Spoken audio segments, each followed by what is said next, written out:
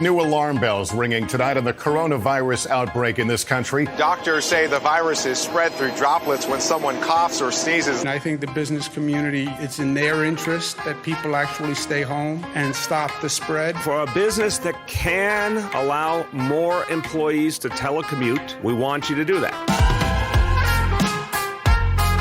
Hi, friends. I'm Andy Paul, host of the Sales Enablement Podcast, and I want to encourage you to listen to my brand new special 6-part podcast miniseries titled Selling with Purpose. The team behind Sales Enablement Podcast and I put together this incredible series of inspiring conversations exploring what it means to sell with a mission greater than just hitting your numbers in this era of COVID-19 and beyond. So tune in to hear from world-class enterprise sales leaders and learn how their 6 companies will close $50 billion selling remotely. See how they've supported essential workers with the products and services they need to stay safe and thrive during this time of crisis. Subscribe to Selling with a Purpose now on Apple Podcasts, Spotify, Stitcher, or wherever you listen to podcasts.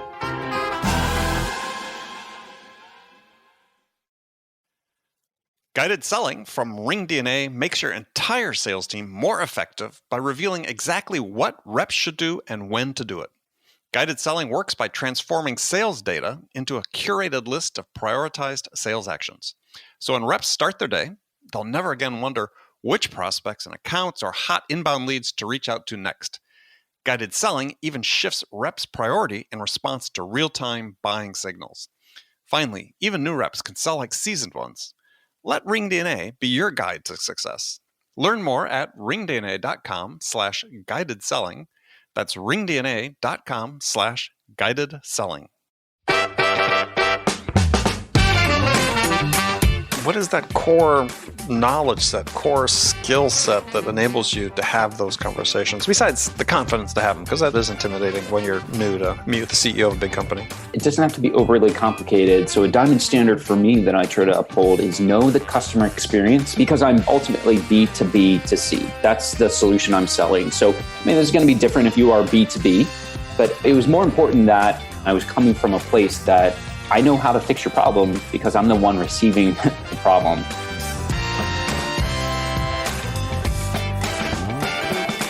Hi, friends. Welcome to the Sales Enablement Podcast. I'm your host, Andy Paul. Now, that was Brandon Fluharty. Brandon's Vice President of Strategic Account Solutions at LivePerson. And I have to tell you, he's one of the best salespeople I've ever known or had the pleasure to work with. And he's joining me on this episode of Sales Enablement, episode 766, to talk about how to win big deals. Now, that's what Brandon does. He wins really big deals with Fortune 50 type companies, and he does it pretty quickly. So we're going to dig into what he does to be successful. We're going to get into his selling process and how he moves deals through his pipeline. And we're going to talk about Brandon, a SaaS seller at the very top of his game. We're going to talk about the steps he takes and the investment he makes of his time and efforts to keep getting better, to keep improving. Now, before we get to Brandon, I want to let you know that the whole team of people who work to produce this podcast are incredibly grateful for all of you who support us by listening to the show, telling your friends, sharing it on social media, and most importantly, subscribing to the show and giving us your feedback in the form of a rating and review. So thank you very much. All right, let's jump into it. Brandon, welcome to the show. Hey, Andy. Thanks for having me. That's my pleasure. It's great to have you here. So you're joining us from where today? I am joining you from my home office here in Sarasota, Florida. Sarasota, Florida. So you're not out these days, since we're recording this during a time when everybody's sort of working from home, as we say. Yeah. So you're not out enjoying kite surfing or those other things that take place in Sarasota. Yeah, not surfing or on the bike as I normally would be, and certainly not on a plane as I would especially be at this time, trying to hunt down the new business.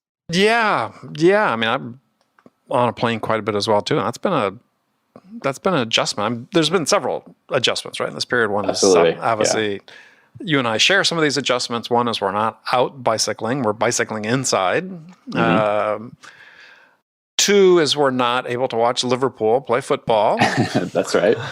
Yeah. And 3 is we're not traveling as much. That's right. Yeah. So we have to adapt and trying to make a positive out of it and trying to just keep things in perspective. Both you and I have been successful sellers. I am actively selling. So coming off of a monster 2019 year, which I was very proud of, but understanding that circumstances can be a lot worse. My wife actually is a nurse, and I'm selfishly grateful that she is not a practicing nurse right now.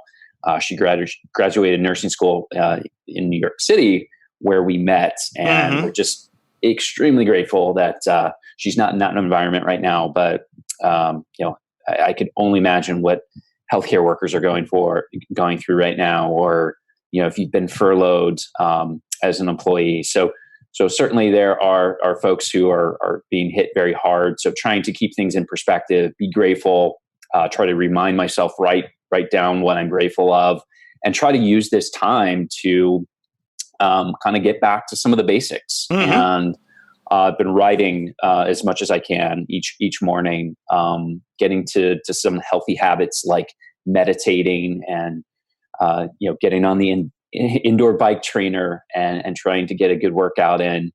But also, trying to use this downtime to improve my skills. Sure.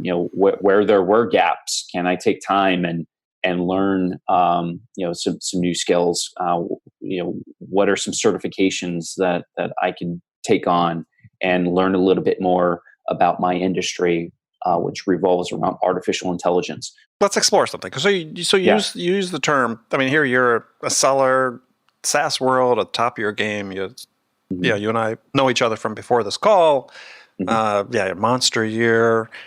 You called it downtime. So a lot of times you look out at LinkedIn these days and it's, come on, let's keep going. Let's push. Don't be wusses. Let's go do this. And it's like, no, some of that may change from business to business, but so you use the term downtime. What's that mean for you?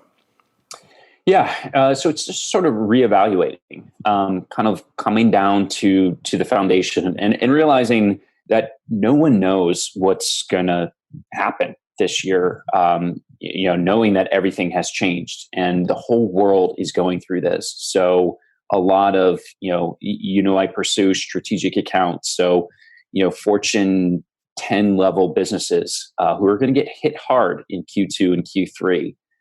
Well, but they are. So you still engage with them, though? I mean, that's what I meant with downtime. I mean, you still, how are you following up with your customers, your existing prospects that were in the pipeline? Yeah. Big accounts. Yeah. And I focus on net new logo acquisitions. So unfortunately, I don't have relationships that I can sort of lean back on unless they were in advanced sales stages. And coming off of a big year, understandably, the pipeline was thin coming into 2020. And so I had ambitious targets, continuing the momentum of 2019. Obviously, this macro event, this black swan event has changed and upended everything for everyone. So I've tried to adopt a framework, very, very simple framework under these uncertain times, which is just empathize, humanize, and then materialize. And understanding that, a lot of these early stage sales pursuits, a lot of them have just completely put things on hiatus. And no new initiatives are going to be evaluated at this time. Obviously making it much more challenging for someone like myself to kind of come in and continue conversations, build the relationship. Or, in some, even in the hospitality space, some large brands have furloughed corporate contacts. So there's one major brand who has completely furloughed an entire team I met with in December. And, understandably, there's really nothing to talk about with them. So, my strategy is kind of working with the marketing team, working with strategic SDR. Working with your marketing team. Yes. Yeah.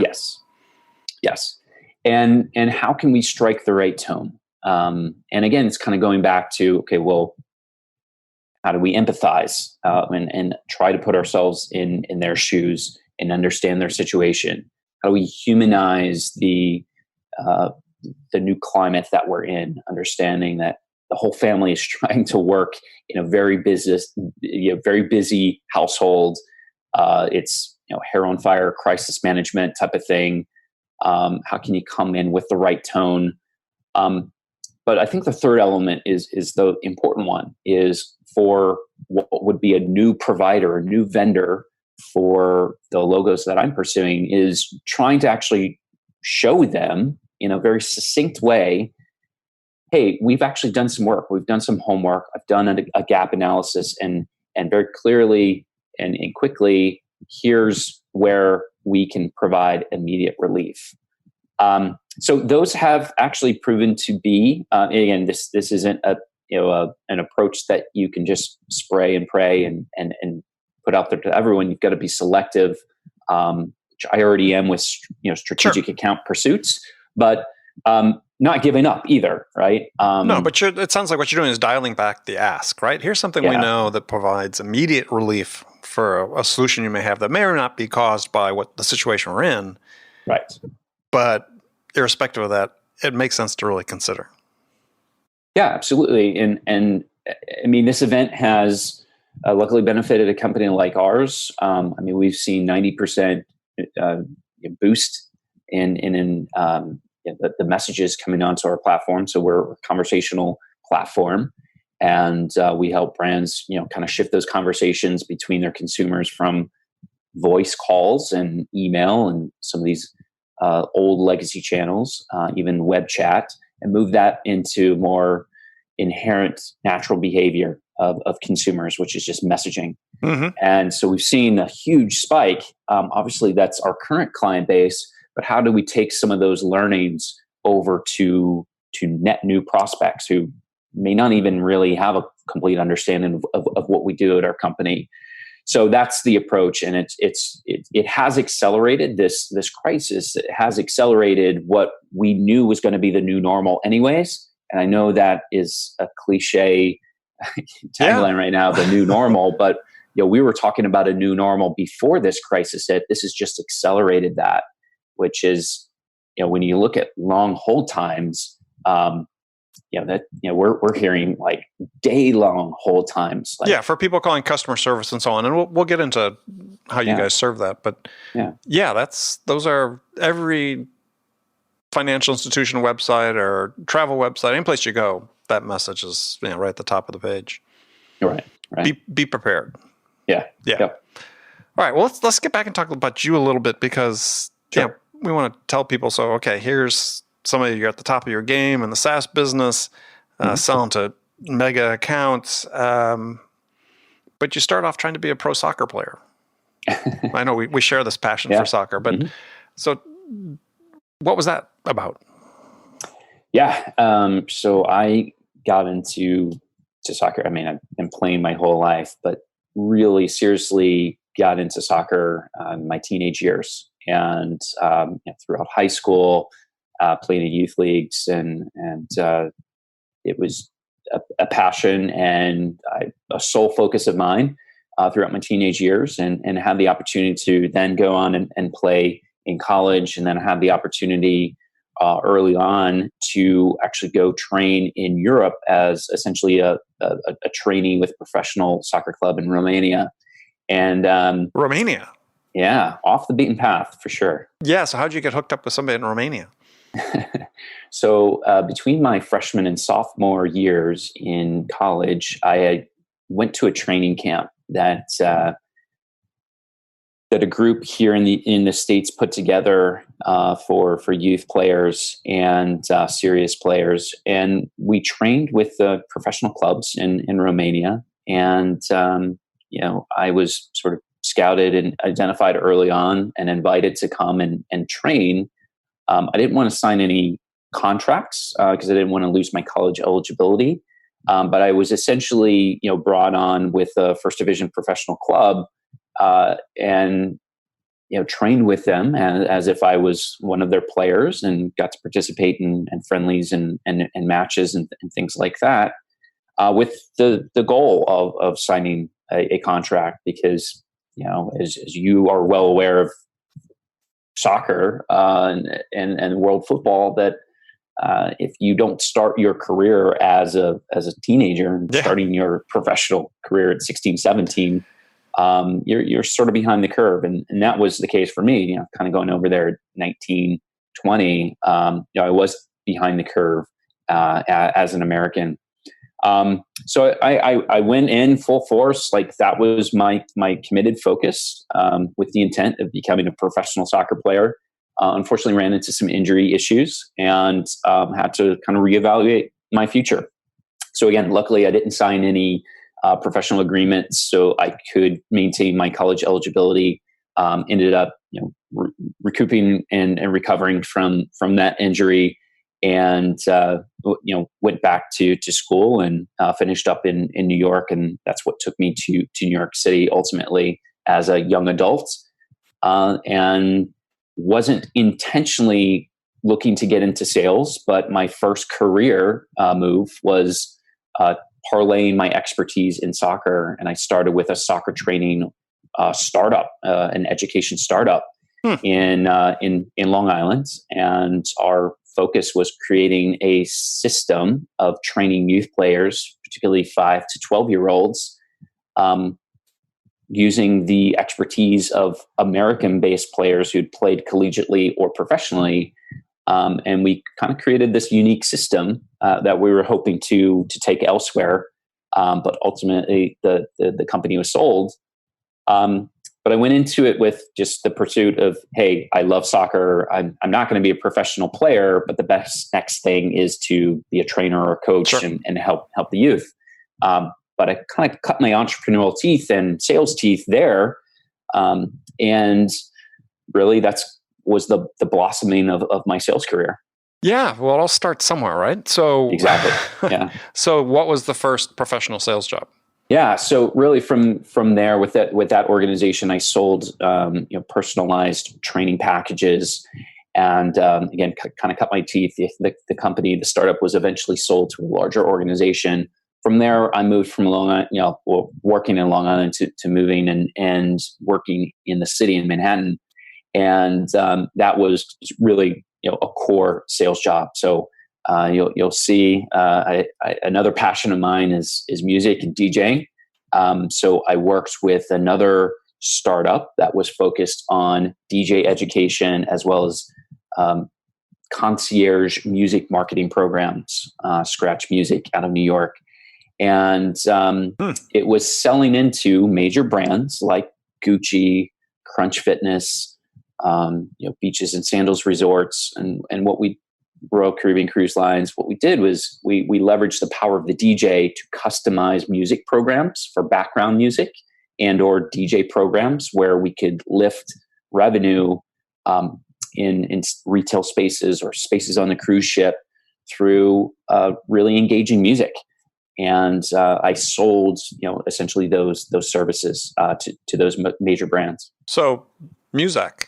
Yeah, we competed with Muzak, but trying to bring some sexiness to it using a cool professional DJ. Yeah, mixing that and customizing that music. But yeah, that was essentially it.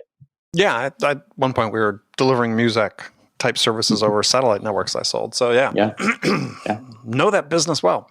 Yeah. So okay, so keep going then. I mean, so that was getting some sort of taste of selling to some larger accounts and so on. Exactly. Yeah. So that was really my true foray into professional sales. And then I met my to-be wife. We met in New York City. And like I said, she was finishing up nursing school. She was a former fashion designer, kind of going through a transition herself, former fashion designer to becoming a nurse. Mm-hmm. And when we met, she had lived in New York City for a long time. I lived in New York City for a long time.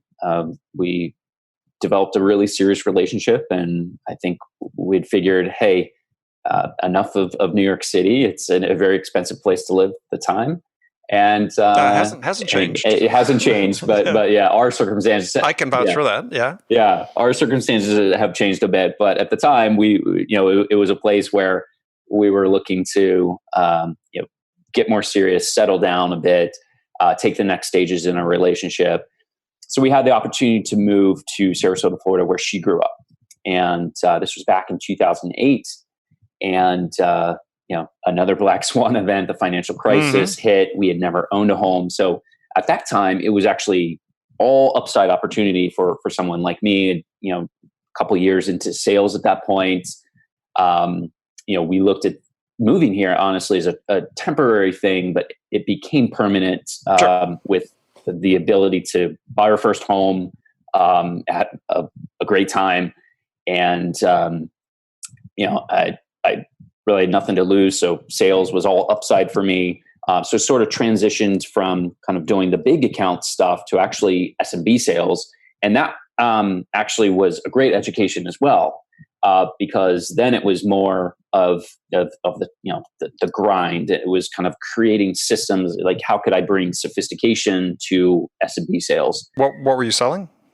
So it did a few things. Worked for media companies, and then eventually got into television sales, and then advertising sales, and then digital media. Got it.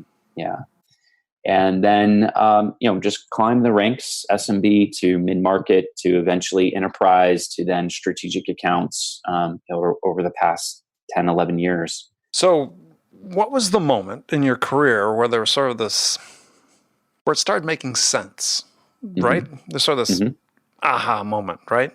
Yeah. I mean, I think everybody sort of has it at some point where it's like, okay, now I get it, right? Yeah. It's sort of, I think, to professional athlete, they could be highly rated in college, but it's different when you get into the pros, and sometimes it takes a couple of years for you to sort of like, oh, okay, now the game's slowing down, everything's making sense. What was that for you? Yeah, I would say it was when I made that transition to the broadcast television sales. That's when things just started to click. I had maybe 4 or 5 years under my belt in professional sales, and it was the moment I started believing in myself, because others were believing in me. I was surpassing quota. I was getting recognition. I was being recruited when I wasn't actively looking. So it was sort of, I've even as a soccer player, and I always struggled with confidence issues. It was always a mental thing for me, not necessarily, the physical, technical, or tactical side of the game. So that, I think, was a big aha moment where I was being recognized, and then that further instilled confidence in myself to just continue to push and do my thing. And then, kind of the first time of entering 6-figure earnings, and that belief that that should never go below that, and only go above. So yeah, that was that was happening around 2009, 2010, where I started to kind of make that transition. And then I just felt like I had the platform to continue to rise the ranks and or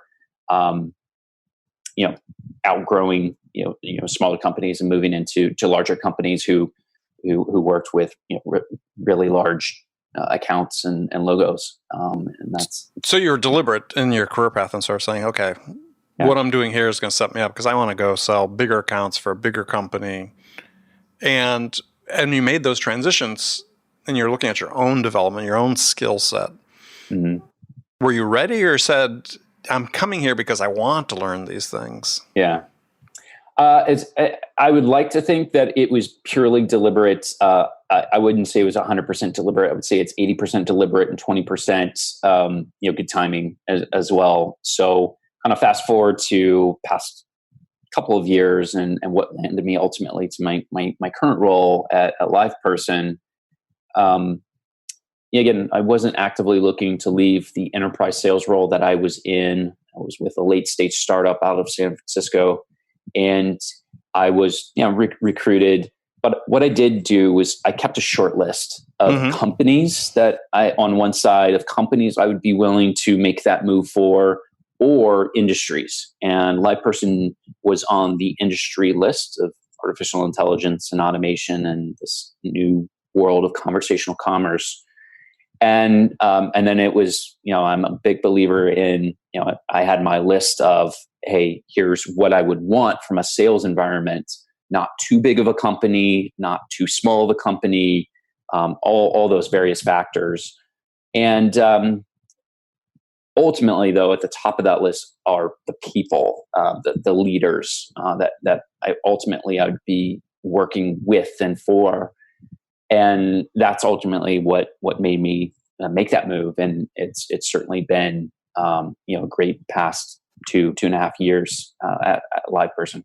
Well, if you look back on not just the LivePerson experience, but prior to that, as you're sort of growing and you're still comparatively early in your career, and I love this question because they always get such interesting answers. It's like, okay, who taught you how to sell big accounts? Who taught you, some of the most important lessons? I mean, I look back at my own career as actually, it was a mentor and it was my customers. I'm interested in what was for you. Yeah, I wish I could look back and say, I got a formal MBA in selling strategic accounts. I just don't think it exists out there. No.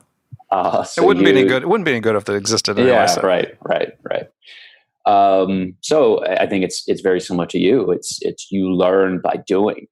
This is definitely sales is one of those really interesting jobs that I think is very similar to athletes, and it's very similar to entrepreneurs. It's why it is a coveted role, but it's a challenging role. But there's high payoff, not just from a compensation standpoint, just from freedom and flexibility, similar to an entrepreneur. If you build a business and continue to successfully grow that, it's sort of coveted. Hey, that entrepreneur, kind of a rock star. That's pretty cool. Well, but the chance to control a lot of your sort of destiny on a day-to-day basis exists there. Yeah, absolutely. I mean, that freedom, I think. We talk about it in sales quite a bit. Is even in the early stage, it's like, hey, you're an entry-level salesperson, or not entry-level, but you're early in your career, you've been given this patch of accounts or a patch of territory, and be the CEO of that territory, right? But I'm sort of like you, is that for me, part of the attraction of sales throughout the years, I like to say on one hand, I was very fortunate to have this happen, but perhaps I contributed to making it happen, is I was in situations where, as long as I performed at the high levels, I was in charge, right? Yeah. Of myself, my team. I mean, I report to a CEO, but it's pretty light touch if you're doing the job. No matter where your sales team is working from, RingDNA can enable them to be more productive and effective. RingDNA offers a complete platform for remote sales teams that gives reps the tools they need to connect with more prospects and create more opportunities and drive more revenue no matter where they're working from. And managers can get real-time insight they need to coach reps to success. Win more deals from anywhere on the planet with RingDNA. Learn more about how RingDNA helps remote teams at ringdna.com/remote work. That's ringdna.com/remote work.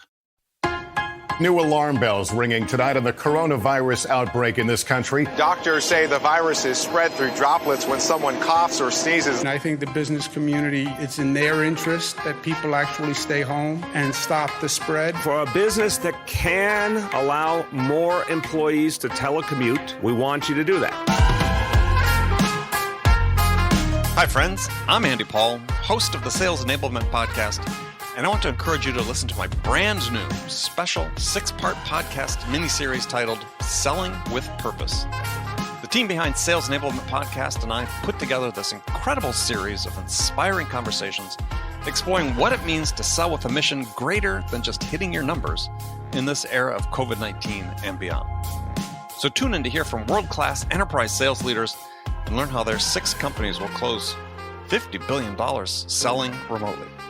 See how they've supported essential workers with the products and services they need to stay safe and thrive during this time of crisis. Subscribe to Selling with a Purpose now on Apple Podcasts, Spotify, Stitcher, or wherever you listen to podcasts. Yeah, and I mean, that's probably why a lot of successful salespeople actually don't venture off into starting their own businesses, because you don't need to. There isn't enough of that pain. The freedom and flexibility is intoxicating because we act like our own mini CEOs. And I'm a big advocate of this concept of intrapreneurship. So treat your company like a VC who's funding you to go out and be successful. And when you are successful, you're going to be rewarded. You're going to be given the freedom and flexibility to operate your business. And yeah, why go out on the skinny branch and risk, having to think about all the complexities and the headaches that go into building a business? Let somebody else take care of that. Be your marketing engine, take care of health and benefits and payroll and all those things. And you just go out and execute on really the fun stuff. Absolutely, the fun stuff. Yeah. Challenging stuff. Sure. Absolutely. But fun if you can really think smart and strategic about your approach. Yeah. I mean, in your case, you carry a big title, but you're fundamentally an individual contributor, right? Mm-hmm. That's right. And yeah, I think that's I knew so many people over the course of my career, people I'd worked for, peers and so on, that had that ambition to run teams and so on. And then after a while, usually about the same point in their careers as you're at right now, sort of 10, 15 years into it, said, no, I just want to sell. Yep. Yeah, you sort of get beaten down by all the things of management. Not that there's anything wrong with management, but you get away, you get out of touch of what got us into sales in the first place, or what has kept us in sales. And so, yeah, I have been deliberate about being an individual contributor. My focus is I have a few milestones that I want to achieve as an individual contributor. I'd rather build a team from scratch that helps to fuel my mini business within a bigger business, rather than manage holistically a team. So I have been deliberate about that. And yeah, even though I have a VP title, I don't have anybody that reports to me. I have groups that I obviously work with. Sure. But yeah, nobody reports to me. It was very deliberate in using a VP title to, essentially escalate myself into these, really large strategic accounts. Yeah, and there's nothing wrong with that. I don't consider that a title inflation. I think that's a worthwhile thing to have because you're operating at that level. Right. But yeah, I was always sort of like you, is even though I was running and growing sales teams at startups, yeah, I'm the 0 to 50 million guy. Mm-hmm. That's where I came in. Mm-hmm. So yeah, we're gonna come to the beginning. We're gonna build this up, because especially with selling large stuff like we were selling multi-million-dollar communication systems, I wanted to play. Mm-hmm. Yeah. Even with my guys and the team I had, that was all the fun. Yeah. I have to admit, if it got bigger than three handfuls of salespeople, it's like, no, let somebody else do it. I want to have the fun. Mm-hmm. Yeah. I think, we're very similar in our personalities and our approaches to these big deals. It's I think for me, I don't want to speak for everyone, but for me, it is more fulfilling seeing that when you can go to one of these major brands, as we've done, and you're not selling a transaction, you're selling a transformation, and then 12 months later, look back and see that is available to the public. An example of that is a major airline that I pursued, that I was spending my own personal time on prior to me even reaching out to them. You're flying on them, you mean? I was flying on them. Yes, yeah, you're subsidizing their business. Yes. Yes, exactly. And so I was, very relevant as one of their top tier customers. I just also happened to be in a position where I could help improve that customer experience. And so that was the approach that I took with this major airline. And honestly, just wrote an open letter to a handful of their leaders and their executives. And I laid out in a very, again, succinct way, hey, here's a memo, here's an open letter of why I think we should have a conversation. And it went from us targeting them to them ultimately pursuing us. And this was before we had SDR. So I kind of was full cycle sales on this and kind of customized my approach and made it very on point from my lens as a customer who's spending every week of his life on their planes. And 9 months later, we're landing a large 7-figure deal with them. And fast forward, this is late 2018, fast forward 12, 18 months to now, they are being able to utilize our platform during a very challenging time. And it's very fulfilling to actually see that many customers are saying, wow, I'm so grateful that this solution exists. And they're posting it irregardless that they know LivePerson is powering that. This is just customers saying how happy they are. It's very fulfilling to see that we're impacting real people's lives. So that's kind of what really keeps me going and really interested, that I know that I can come in and make an impact. And again, when you see that gives you the confidence to just keep going to the next one and go bigger and go bigger and go bigger. Yeah, well, I think you sort of slipped this in there, but I think for people listening, especially if you're SaaS sellers, talking about a 7-figure SaaS deal, first contract. Not some, hey, let's get a $9,000 contract and see what we can grow it to. So what's sort of, in your perspective, what's sort of the key to say, okay, well, of course, there's going to be some evaluation of risk on the part of the customer in terms of, how big of a chunk they should start with. Right. How do you work with them? What's your skills, your talents you're using to say, yeah, let's look at the bigger picture, and maybe we can start a little bit larger. Yeah. So it does start with that premise of think transformation, not transactional, and knowing that that's going to take more time to close the deal. But also in the mindset that, hey, wherever you start with, that's going to be, whether it's a $250,000 deal or a $250 million deal, you're going to be perceived at that value. So you have to kind of be careful that you don't want to pigeonhole yourself into where we know a lot of these large brands are going to use the procurement, negotiation skills, use every variable against you to kind of keep you locked in there. But, our contracts are typically signed off by a C-level executive.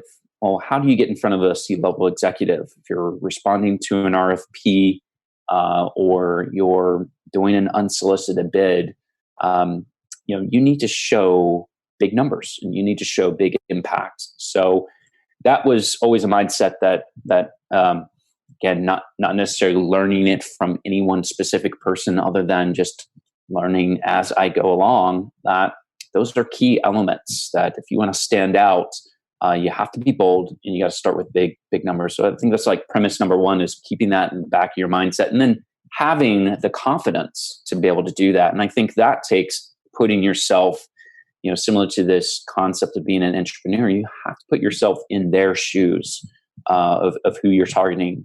And obviously you want to elevate yourself up the chain to the right executives who are thinking about enabling their North Star initiatives, not necessarily the end user. You certainly want to have good relationship with those end users. You don't want to burn certainly any bridges or dismiss anyone. But you do need to get to those leaders who are kind of thinking about, okay, we have really ambitious goals to increase our net promoter score or reduce operating expense by a large amount. How do you have a relevant conversation with them with confidence and show that there is truly a path forward using your services? Well, so those are the things that I think of. Yeah, okay. I'm sorry, I didn't mean to interrupt, but one of the things you're really talking about here is I love the idea of being bold, right? Yeah. I remember days, similar type thing as pre-internet, I was calling companies around the world, cold calling them from my phone in California. But to be able to capture the attention, you had to have a bold premise that you're putting forth. Otherwise, they're not going to pay attention to you. You're just another small vendor, right? I don't have time for you. But as you said, something transformational, and that really became a key.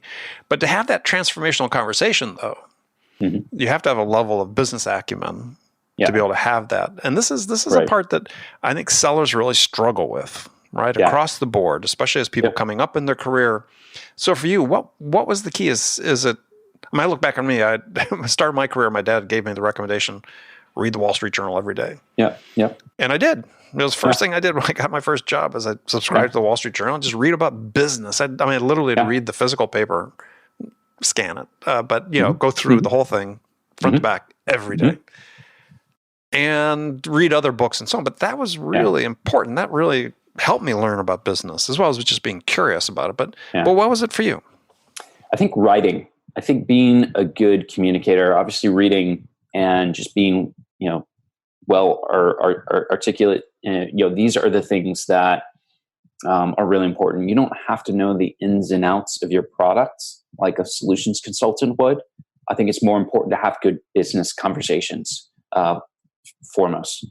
And so that's kind of the advice that I give a lot to sellers who are starting at a new company. You don't need to dive into the product and wait 90 days that you're, to onboard, certified and onboard, and you know the ins and outs of your product. Go just go and have good business conversations. So, but it assumes a certain level of sophistication, though, right? Yeah. I mean, that was the part I started driving at. Is I think this is the barrier. Is when you have Gartner and people reporting that 80% of CEOs or CEOs report that 80% of the sales calls they have are of no value. Yeah. What is that core knowledge set, core skill set that enables you to have those conversations? Besides the confidence to have them, because that it is intimidating when you're new to meet with the CEO of a big company. Yeah, I mean the diamond standard, and again, it doesn't have to be overly complicated. So a diamond standard for me that I try to uphold is know the customer experience better. Because I'm ultimately B to B to C. That's the solution I'm selling. So this is going to be different if you are B to B. But as that airline example that I gave, what gave me the bold approach to just write that open letter, and then tactically I could understand who's opening it, when it's being opened, and things like that. It was more important that one, I had the writing skills, and I was coming from a place that, hey, I know how to fix your problem because I'm the one receiving the problem. And I think that's a good approach because you're best served to articulate those problems. And then knowing your solution well enough, not again to the 10th degree, but knowing it to a certain degree that you can solve for those business problems. That's how I did it. And again, for me, writing is kind of the tool on how I serve that up on a platter. So I kind of really scrutinize, hey, attention deficit disorder exists at the executive level, not for any other reason other than they are time starved. Sure. So if you're going to put something in front of them, can you grab their attention and can you hold their attention for 3 to 5 minutes? And how can I be as impactful as possible in those 3 to 5 minutes with text on a screen? That was always kind of what I scrutinized, and I've just been drawn to writing. I love writing, and so I wanted to utilize those skills. That's kind of what has helped articulate that. And when I write, then it also helps me to then be better prepared when I speak. So I love just writing, and then that then forms my point of view on how I present and how I talk on a discovery call and so forth. So for me, it was to ultimately answer your question. It's writing. That's how I gained the business acumen, and I think has helped land these really large deals. Well, I think it's a great insight because as somebody who's writes quite a bit myself, written some books and so on, is even after having been in sales for forever, every time I write, I understand something better. Something I thought I knew and that I could maybe verbalize. When you have to write it, it forces you to really say, okay, I really do understand this. And so to your point, I think when you're talking about preparing for these conversations is, if you can be coherent on a piece of paper and compelling on a piece of paper on a screen, it's a big leg up to have a good conversation with somebody then. Absolutely. Yeah, it's a great tip. So let me some bits and bytes about these deals you work on. Average length of sales cycle, 7-figure deal for you. Average length of sales cycle. Yeah, it's anywhere from 6 months to 18 months, and obviously my pursuit as a business operator is how do we shorten that? Sure. But for now, I mean, these are, massive companies. So it takes time. It's not so much a selling problem, it's a buying problem. It's always a buying problem. Exactly. Yeah. I mean, well, because you think about it from the buyer's perspective, we've talked about this on the show many, many times, is they don't do this very often. Mm-hmm. So it's not like they have a written process that they follow to procure conversational commerce platform from LivePerson. Right. They don't. Right. So how do you help them sort of map that out? Yeah. So it's starting with someone who's going to be a good recipient of that. So we know that we can make a big impact, for instance, at leaders of a contact center. It's a good beachhead for us. It's a good starting point. But for us, that's just a starting point. So again, it kind of comes back to then, how do you articulate, hey, I can create a hero moment for you in the contact center? One, again, empathize and humanize. I understand what your life is like. This is what we've seen with others. Does this seem true in your life? And 99% of the time, it's consistent. And then using data, using facts, using stories to relay those facts. Here's how we get started. But this is one component of the full transformation of 4 components. If we start with conversational care, your leaders are going to lean into what you're doing there because you've shown success in a relatively short amount of time. And typically for us, it's 100 days. Mm-hmm. That's going to lead to conversational selling or digital ordering, dependent on the business, digital reservations if you're a travel business. That can lead to conversational marketing, how you rethink your advertising to be more effective through two-way dialogue and using automation to then, wow, this is great for our customers. Why aren't we adopting this frictionless type of experience internally and using this type of technology for human resources or how we communicate over our intranet? Can we make that more conversational and use AI and bots and automation to make it more efficient? And so that's like the full picture that we try to paint. But then without, I hate when people use this term, but it is true, without boiling the ocean. Right. Yeah. Where do we start? And again, that starting point shouldn't be super tiny. That starting point should still be big because everything that we put in front of our customers is validated by a true business case, and there's an ROI. So every dollar you invest in us, we can show a return on it, and here's what that looks like, and we can defend that. Sure. Again, with facts and data. So that's where we start, and we start big enough to make an impact. And then that's the momentum for even larger 7-8 figure deals from that original 7-figure or 8-figure deal. So another question, maybe you've never been asked before, but sort of putting things in context, because really what you're talking about is everything is you don't need to have detailed knowledge of the product, but you need to understand the context that it's used in and be able to relate that in the context of the buyer. Is let's say for a 7-figure deal, is how many conversations, phone, in person, whatever, how many conversations do you think it takes you to get a deal from first conversation to close? Yeah, well, about 15 to 20.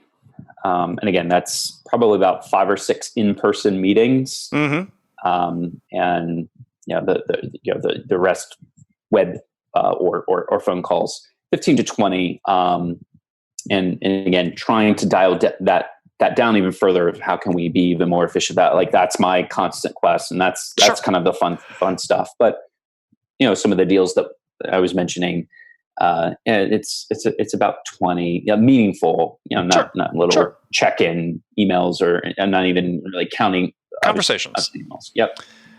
So, I think it's really important for sellers who are listening to this think about, because chances are if you're selling even something that's relatively transactional, maybe it's a 5-figure deal, maybe 6, you're probably having almost as many conversations as Brandon's having. And I would tell the story too about selling, $10 million satellite communication systems with 5 conversations, 1 in-person visit, and so on. It's just, you can be more efficient and effective. And so you just shouldn't give in to this idea that, big deal, we got to be on top of them. We got to, blanket these people with communications and so on. It's like, no. Stop here, right? Yep. That's, I think, an excellent point, because it kind of goes back to what I was saying earlier. Where you start is sort of where the company perceives you, right? So if it's $250,000 deal, $25,000 deal, it's almost harder, almost to get even those deals done than it is the big transformations. Because again, the bigger the number, sort of the more you're escalating, and the more empowered those types of leaders and executives are to push this through once you've connected the dots and everything's sort of clicking in place. So it's almost easier in some regards there. So I agree with you. The audience shouldn't be put off that, oh my gosh, these massive multi-figure deals are so much more work. It's not necessarily the case. You just have to be confident, be bold, be smart about, and very strategic about your approach. Okay, well, that's going to lead to my last question of our conversation here today, which is, the term sales enablement's used a lot these days, and I think it's used in too narrow a function. So part of the function of this show is we're trying to broaden the definition of that, because I think a good chunk of sales enablement is really self-enablement, right? So question for you is, you've talked about your writing, but in addition to your writing, what's your personal development plan, right? To take you where you want to go? What are you investing in these days? Yeah, so I'm investing a lot in, operating like how a world-class athlete would operate, bringing that into sales. I think what's often overlooked and missed by a lot of top sellers is how you sleep, how you eat, how you exercise, even your mental preparedness, your mental well-being. All of those need to factor in, because for some it's going to be the micro gains, the marginal gains. For others, that could be the difference between missing quota to surpassing quota. When you put a concerted effort into that holistic approach to what makes a natural seller. Because ultimately there's like 5 things, right, that you're trying to balance. Everybody's trying to balance, but time, energy, motivation, prioritizing your account list, and focusing on the work. And there's so many factors that can disrupt that. Of you taking on meetings that maybe you shouldn't take on. So that's eating into your time. Your energy levels. Are you going out and having drinks at night? Or are you, again, behaving like how a world-class athlete would do, is like getting to bed at a proper time and getting proper rest, so you're waking up refreshed and doing that consistently? Are you eating well and exercising well? That's further fueling that energy. And that plays into motivation. Are you motivated to actually do good work every single day? And then using data and resources to prioritize your account list. Why should you focus on that account versus this one? What's telling you to do that? So being smart and strategic there. And then ultimately blocking off your time and not being afraid to do that, so that you can just focus on good work, not multitasking and scrambling around, but being very concerted around, okay, if I put in this effort, I know it's going to return X. Right. Well, and you also are investing your own money in your improvement. I mean, this is something that it's a message I talk about quite a bit. I harp on is it's sometimes sellers, they look at, okay, well, I get this coaching, I get this training occasionally from the company, and they look at it like an entitlement. Mm-hmm. Instead of saying, well, it's not an entitlement. I gotta add to that if I really want to create some value out of that. So what are some of the things that you do where you're actually spending some of your own money? Yeah. So, I mean, you're not cheap. You're well worth your time, though, Andy. So, I mean, I personally pay to work and get coaching and advice from you, which is very worthwhile. I also have worked with other coaches who, in other domains where I feel like I want to improve. So, kind of talking about mental. The mental side of thing, I've struggled with confidence even after success. How do I maintain that? Sure, the whole imposter syndrome. Yeah, exactly. Working through that imposter syndrome, that was exactly what I worked with. We've all had it, yeah. And then even improving the big muscle that we have to use, the big organ that we have to use up here, the brain. Kind of using science-based approaches to improving that, to even things like utilizing wearables, which is Whoop. I've got my watch. Yeah. Everything's tracked. Yeah.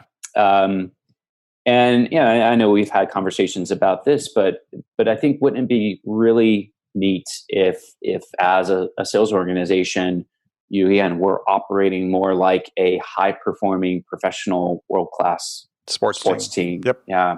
And you've got the mental coach, you've got the nutrition coach, you've got all these factors, and you've got systems in place so that, you can show up. And I know you can relate to it. You have a Peloton. I'm using something called Zwift for the indoor cycling while we're at home. And I was just thinking to myself the other day, I was doing a virtual race on Zwift. You hook up your bike and, so this doesn't get lost on some of the people in your audience, but you hook up your physical bike to what's called a smart trainer. So it kind of understands, hey, this is the terrain you're riding on. Yeah. Terrain you're riding on. And it's then virtualized on my iPad. And so I can go and immerse myself with real other cyclists in race in a world. And so if I'm multiplayer game. Yeah. And I was thinking to myself, well, that's really powerful stuff, right? For an hour of time, if I'm on a training ride or I'm on a race, I'm locked in there on that screen, and it's surfacing up real-time data that tells me to go faster or push harder or do this or do that. And so my actions are motivated by the real-time feedback. Yet we kind of have to do that as sellers on our own. We have all the different tabs open. We're trying to collect data here and use that data. And I know we've talked about this, but it would be really powerful, I think, that, and I think we'll eventually get there, is why not have that Zwift-like experience, that portal where I could step in every day as a seller and know, hey, I've slept well or I haven't slept well, and that should dictate my behavior for the day. I should be getting real-time coaching feedback on those elements that I have to manage to be a good seller. And I'm almost just like operating in a game. Sure. I'm managing my sales career, my sales pipeline. So love it. Yeah, all interesting stuff that I think we'll get see a reality over the next few years. I agree.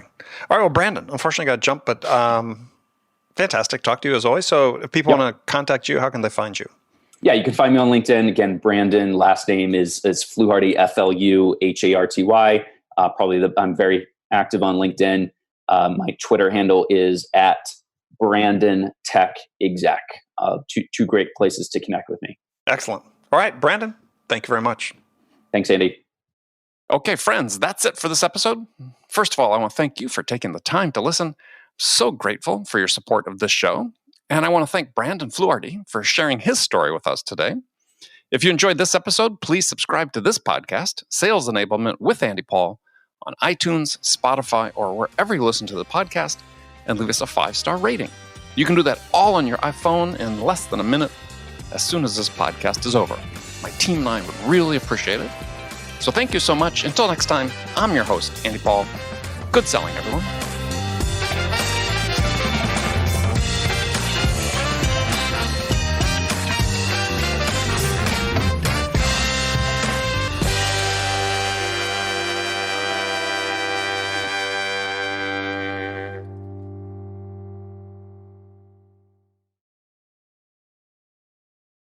RingDNA is the leading sales enablement platform that uses AI to help scale business growth. Trusted by the top companies across the globe, RingDNA offers a suite of powerful tools for every sales role. The RingDNA Dialer radically improves sales productivity and call connection rates, while guided selling helps reps know exactly what to do and when to do it. Conversation AI uses artificial intelligence to surface the most impactful coaching opportunities in real time. So, no matter where your team is working from, the RingDNA platform can help them exponentially increase call connections, opportunities, and revenue. Learn more at ringdna.com/platform. That's ringdna.com/platform.